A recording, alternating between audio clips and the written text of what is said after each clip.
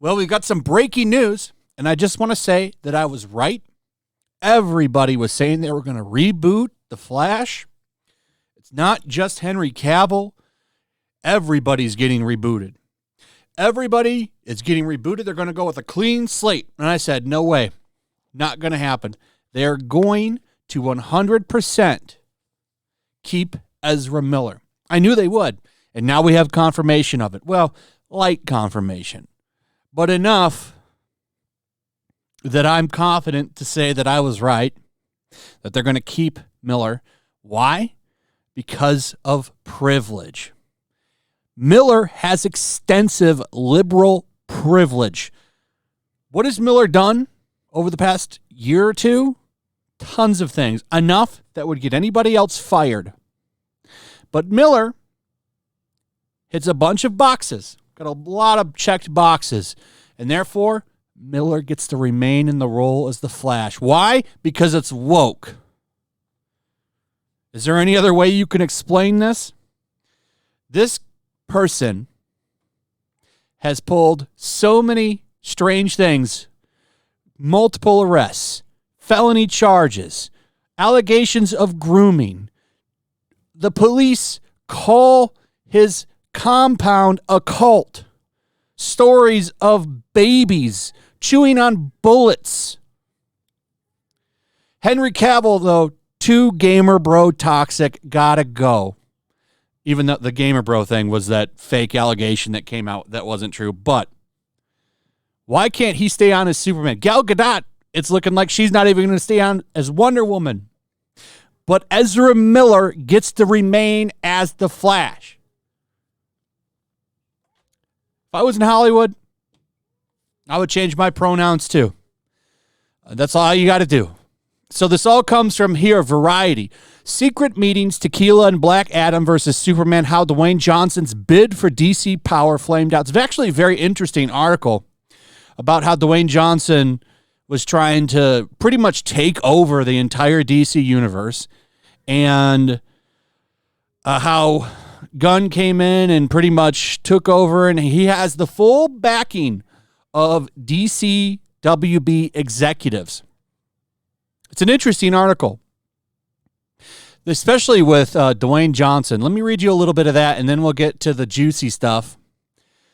So, Black Adam, Dwayne Johnson, to get Henry Cavill in there, what he wanted to do was have a Superman versus Black Adam showdown that would interweave between two properties. You would have a Superman movie by Cavill, and then you would have another Black Adam movie, and then you would have a versus movie. He went around everybody to go talk to David Zaslav to do that. He demanded a tequila bar at the premiere, even though it's a PG-13, and he wanted his brand there. They say he pushed for a producer credit on DC League of Super Pets, and basically pissed everybody off. Got everybody mad at Warner. But then you come down here to the big thing. And this is what had me laughing. As for what else Gunn and Safran have planned for DC's future, sources describe it as a broad but not blanket reset. At this point, nothing is ruled out.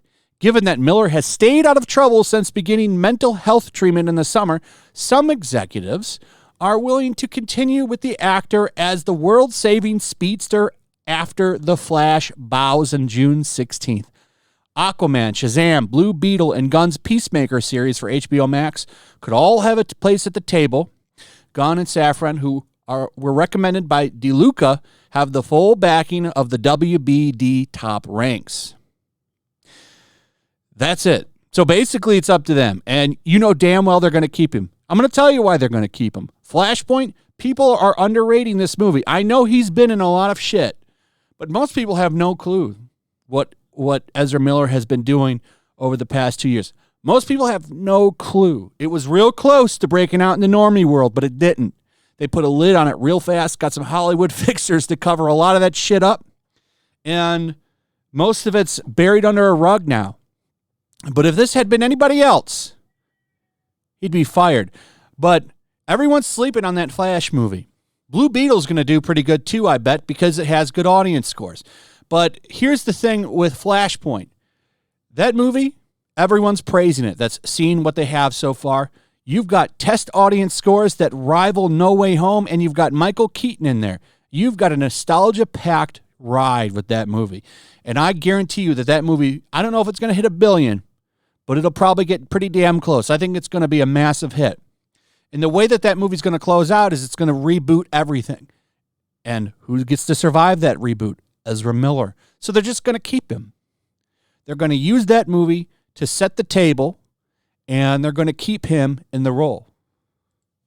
After everything Ezra Miller pulled, and I've done 100 videos on this, if you want to know all of the details. But it's some crazy shit. But Miller gets to stay. Henry Cavill out. Clean cut.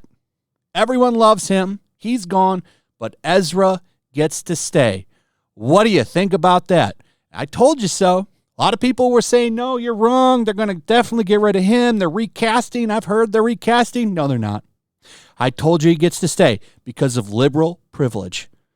Ezra Miller checks a lot of boxes, and because of that, he gets to stay. ESG points, baby. Let me know what you think about all this. I'd like to hear from you. Also, if you would, please like, subscribe, share the video. Make sure you're still subscribed, hit that notification bell. Check out my locals and my Rumble, and I'll see you on the next one. Peace. Make sure to check out my locals. There's a link in the description. It's a fun community that I'm trying to build over here. If you don't want to support me on YouTube, you can come over here. None of that money goes to YouTube. You also can just come over here for free. But if you are a supporter over here, I do plan on doing an extra live stream once a month and throwing links to the supporters so you can actually come on and have a supporter live stream with me. Also, it's a good place to catch all of my content. You don't have to worry about notifications like YouTube. They'll definitely work over here. So come check out my locals.